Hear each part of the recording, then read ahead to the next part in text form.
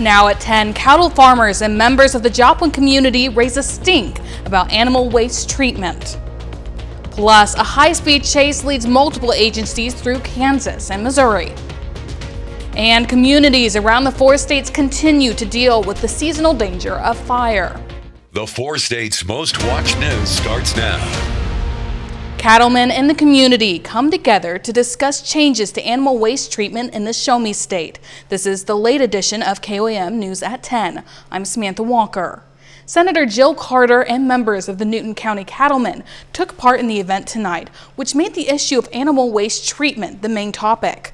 At issue was the use of Missouri as a location for dumping untreated animal waste. The goal for tonight's meeting was to bring awareness to the issue and discuss future options.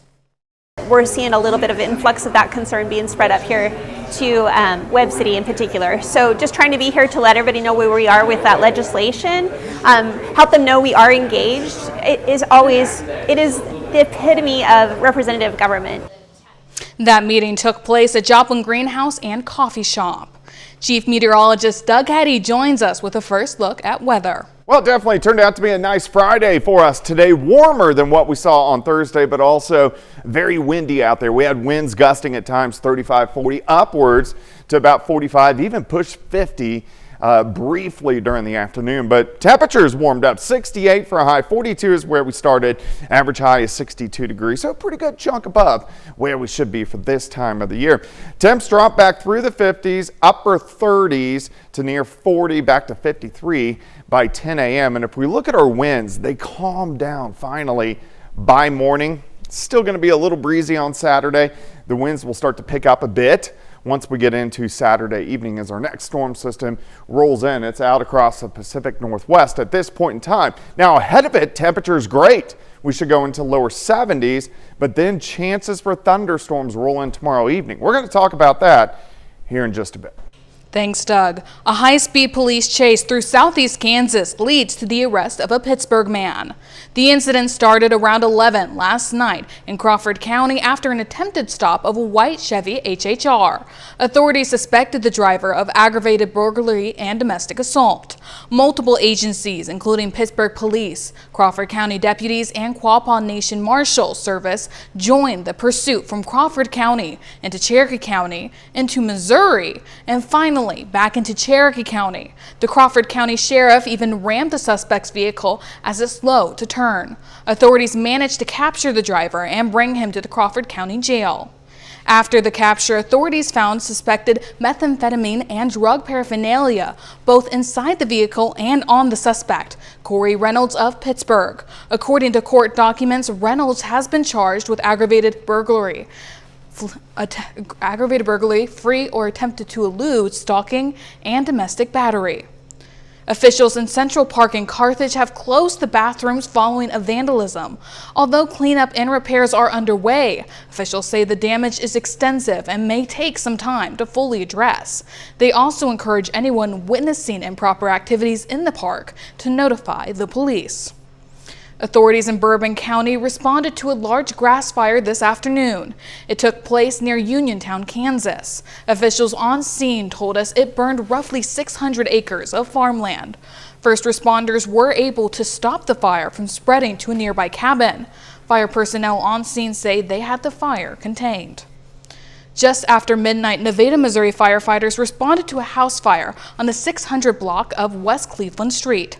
First responders found a single-story home heavily involved in fire. Crews were able to get the fire under control. One occupant was transported with unknown injuries.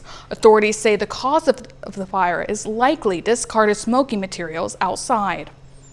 A red flag warning is in effect today, according to the National Weather Service.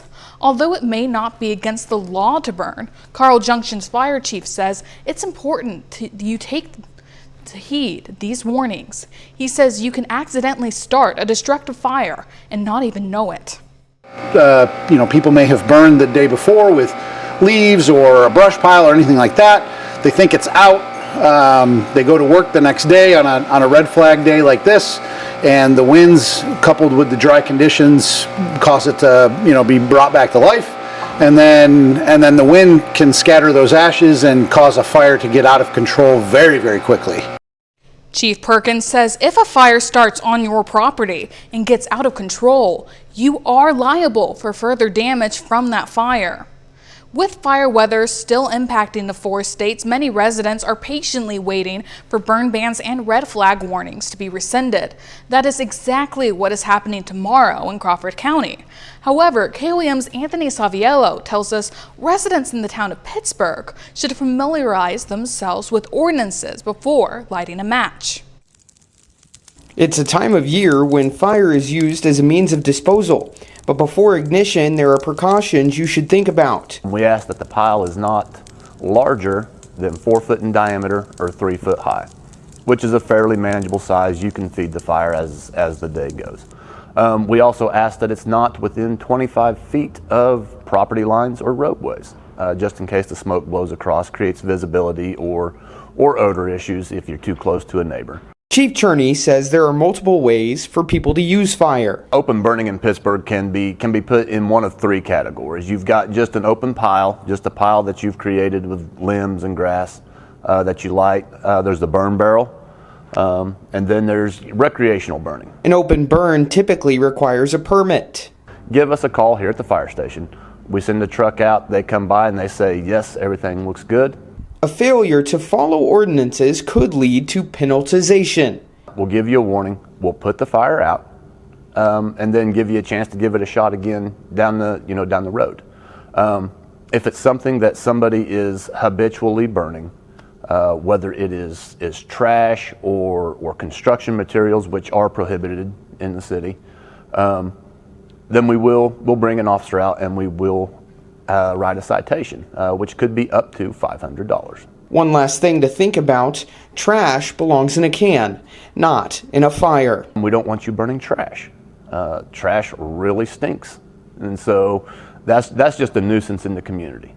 In Pittsburgh, Anthony Saviello, KOAM News. Officials in Jasper County are continuing to discourage burning as well. Medical students at KCU in Joplin find out where they'll take their skills for residency training. It's match day, and we've got the story coming up. Plus, a Boudet event blooms at the Spiva Center in Joplin today.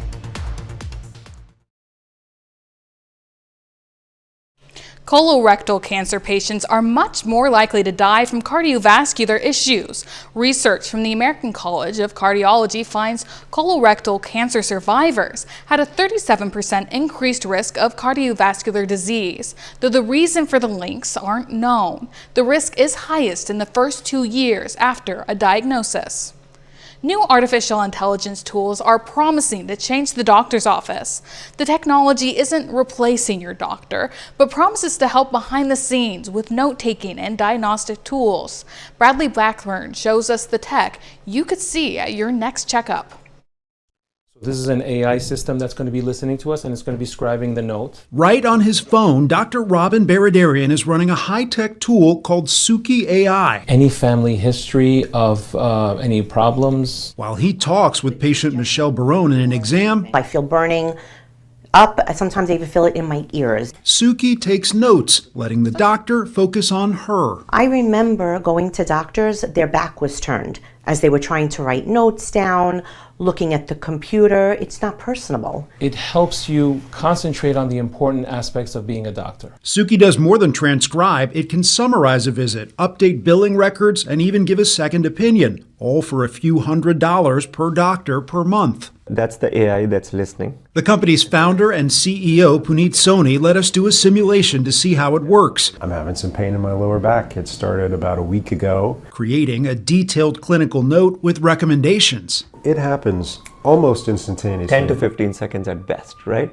Everything along here, it says tap to accept, so the doctor has to verify that that's accurate. Right. Years ago, the former Google engineer recognized how AI could reshape medicine. Suki's promise is not that it's going to replace doctors. It's that if you combine an AI like Suki with a doctor, they're going to be better than almost any doctor in the world at treating you. It's also a treatment for doctors who've long been burned out by paperwork. Dr. Baradarian was spending up to 8 hours a week on non-clinical work. I know this is the future of medicine. It actually has a very beneficial role in bringing back the rapport and the relationship between patients and the physician. An intelligent tool that could be a prescription for medicine. Bradley Blackburn, CBS News, New York.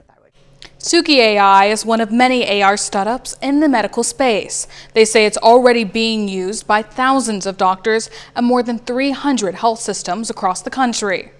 Well, it's match day for medical students, the day when they learn where they'll be completing their residency training. The big day comes after 4 years of hard work as a medical student. The students completed their process of applying to residency programs across the country, and today they hit the milestone of matching to their first job as a doctor.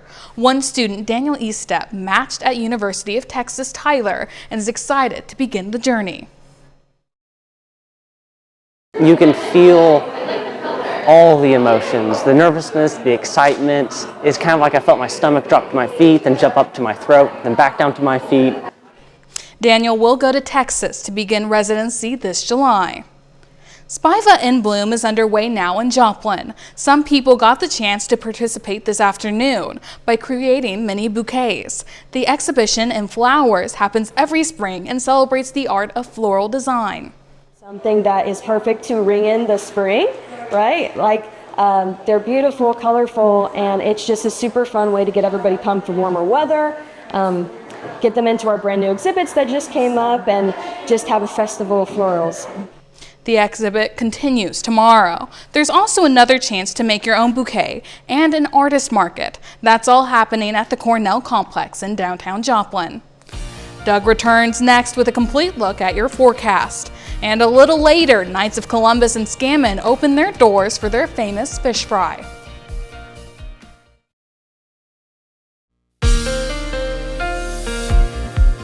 Well, of course, it turned out to be a nice Friday for us today, warmer than what we have seen, at least over the past day and a half. Temperatures kind of chilly tonight. We drop back 38 to about 40 degrees, but a quick rebound for us tomorrow. Temperatures are actually going to be looking pretty good. Now, it's still kind of windy out there, but the winds are going to start to die down as we go through the night into tomorrow morning. So most of the day tomorrow, yeah, we'll call it breezy, but winds kind of gusting 15 to 20, which is no big deal. As we get into Saturday evening, the wind gusts pick up a bit, 20 upwards to 30, and this is going to be ahead of our next little wave that rotates through Saturday night.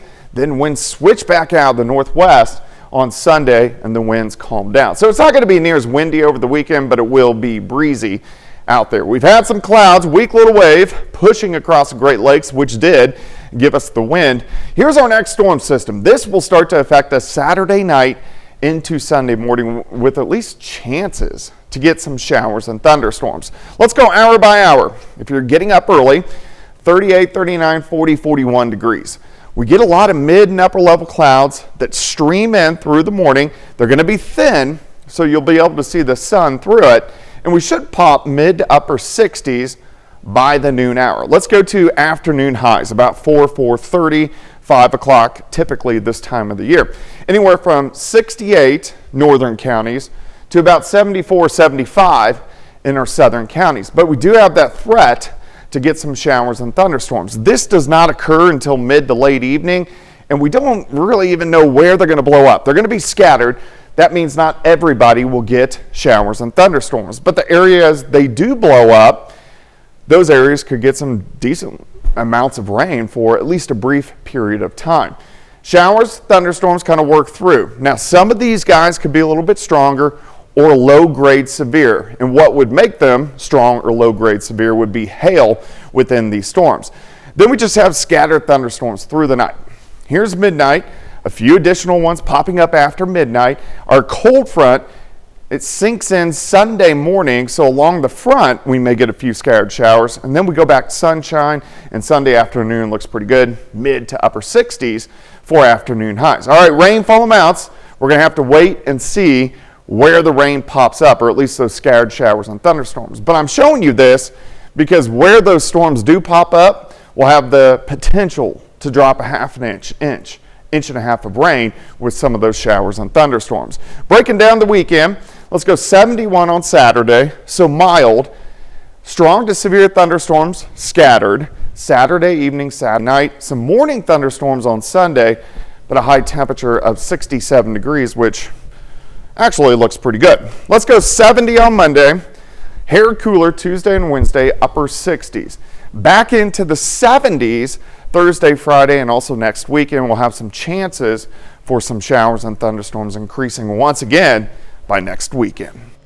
Thanks, Doug. The Knights of Columbus invited the public out to a mouth-watering event tonight, their annual fish fry. For $15, attendees could enjoy catfish and shrimp, baked potato or rice, and more, plus a side of a homemade dessert by the St. Bridget's congregation made the meal even sweeter. The tradition started as a fundraiser to build St. Bridget's Meeting Hall in 1998. We are excellent. We are the largest fish fry and the best fish fry in the area. We are the oldest anyway. We've been doing this for 27 years. Word of mouth gets around. Hospitality, we have people come in. We start serving at 6 o'clock and we have people come in at 6 o'clock. They'll eat and then they'll sit around and visit until 8 when we finally are finishing up. While this marks the 27th year of the fish fry, the Knights of Columbus in Scammon, Kansas is relatively young council, founded on February 26, 2018. Food delivery service DoorDash is partnering with Buy Now, Pay Later digital finance company Klarna. The new payment option allows customers to pay for their deliveries immediately in full and for interest for free installments or at a later time. Still ahead, Missouri Southern softball is at home for a doubleheader with Washburn. And Pitt State baseball looks to extend its winning streak. Ben McLeish has those stories and more coming up in sports.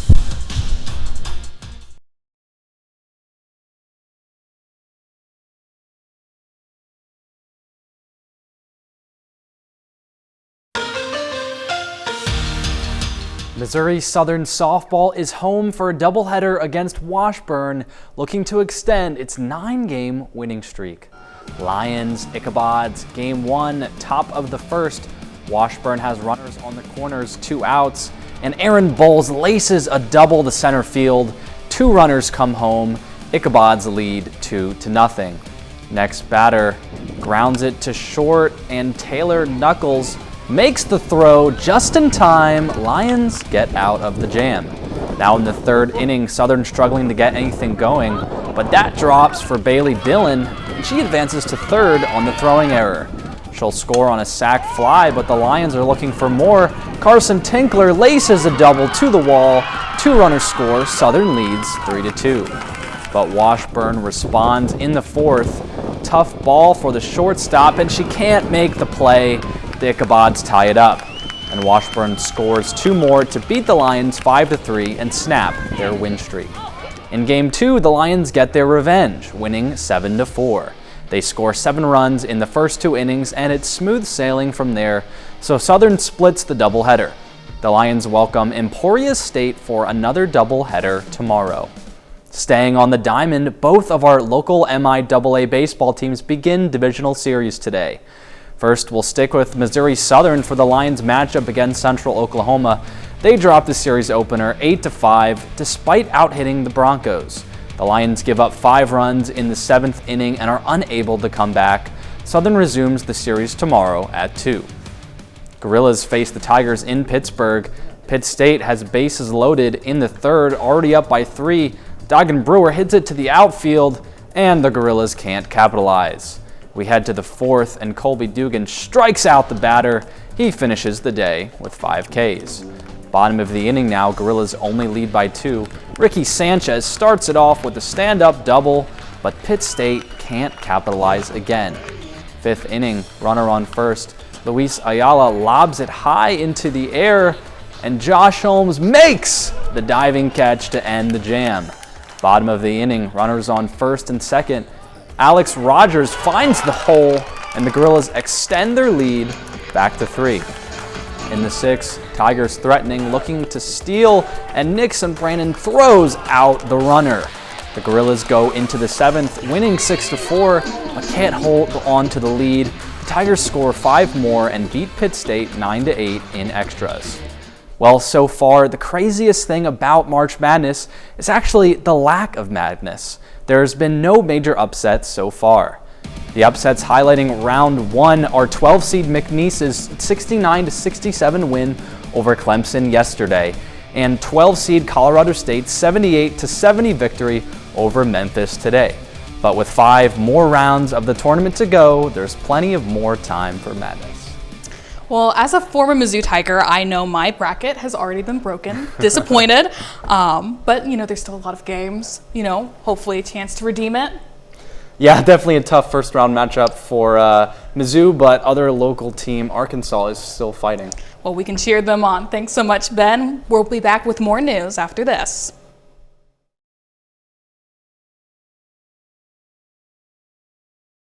The winds are going to die down a bit as we go into the weekend. It's still going to be breezy, but a lot of clouds Saturday, high temp 71 degrees. Scattered thunderstorms Saturday night into Sunday morning with a cold front. Some of those storms, where they pop up, could be a little bit stronger, and then 67 on Sunday, 70 on Monday. Really great temperatures all of next week. Thanks, Doug. Well, carb lovers unite. Today is National French Bread Day. French bread, also known as a baguette, is a long, thin loaf made from basic lean dough. The bread was actually a result of a French law passed in 1920, which prohibited bakers from working before 4 a.m. As a result, bakers had to adjust how they made their bread, and voila, the baguette was born. You can try to bake your own today or buy one from your local bakery and pair it with your favorite topping. However you decide to celebrate, make sure you share it on social media using the hashtag National French Bread Day. Well, that could be a good snack if you're watching some March Madness games. For sure. Tomorrow, the round of 32 begins, and Arkansas has a big matchup trying to take down number 2 St. John's. That's our local team that we're cheering on, so perfect. Thanks, Ben. Thanks for watching. We'll see you tomorrow. Let's make it a great evening.